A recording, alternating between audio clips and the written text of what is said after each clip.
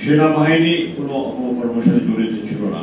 সেনাবাহিনীর কিছু বিপদগামী অফিসার তারা র্যাব, এনএসআই, ডিজিএফআই গিয়ে এই সমস্ত কাজ করেছে যেগুলো সেনা প্রধানের নিয়ন্ত্রণে নয়।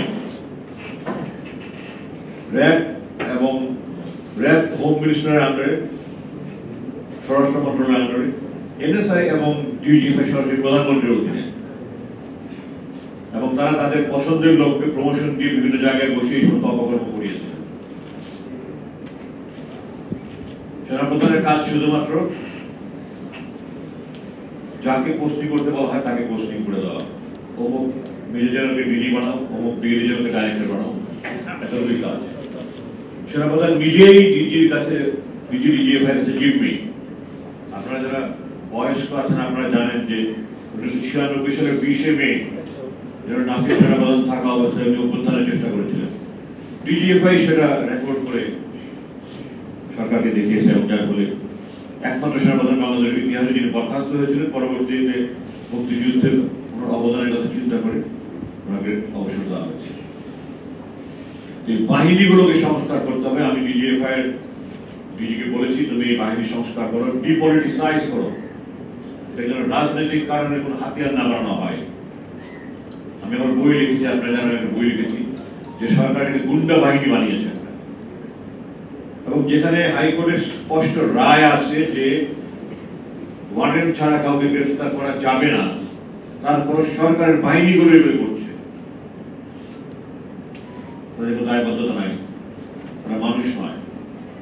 যারা একটা মানুষকে শুধুমাত্র তাদের ক্ষমতার স্বার্থে, দলীয় স্বার্থে, ব্যক্তি স্বার্থে নিরপরাধ মানুষকে অপহরণ করে দিনের পর দিন, মাসের পর মাস, বছরের পর বছর মানবতার জীবন যাপনে বাধ্য করে, তারা মানুষ নয়। তাদের শরীরে মানুষের রক্ত থাকলো তারা জানোয়ার।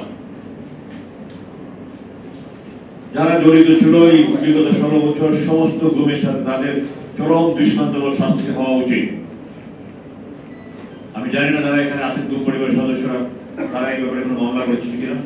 আমি ট্রাইব্যুনালে মামলা করেছি, এবং আমার মামলায় প্রাক্তন দণ্ডপ্রাপ্ত পলাতক প্রধানমন্ত্রী, তার সামরিক উপদেষ্টা জেনারেল তারেক সিদ্দিকী, বিজেপির 5 ডিজি সবাই তাদের বিরুদ্ধে হুলিয়া জারিয়ে ওয়ারেন্ট জারি হয়েছে। তারা এখন ওয়ারেন্ট নিয়ে পলাতক আছে। খুব শীঘ্রই ইনশাআল্লাহ বিচার শুরু হবে। আমি আশা করছি যে সমস্ত গুম পরিবার সংশ্লিষ্ট অপরাধীদের বিরুদ্ধে মামলা করে তাদের চরম দৃষ্টান্তমূলক শাস্তি হওয়া উচিত। জাতির সামনে তাদের মুখোশ উন্মোচন হওয়া উচিত। আমি আমার বই কিছু লিখেছি, নাম আরো নাম আমার মামলায় আছে, যেগুলো যেহেতু ওয়ারেন্ট ইস্যু হয়নি, আমি ট্রাইব্যুনাল থেকে বলা হয়েছে নাম প্রকাশ না করতে।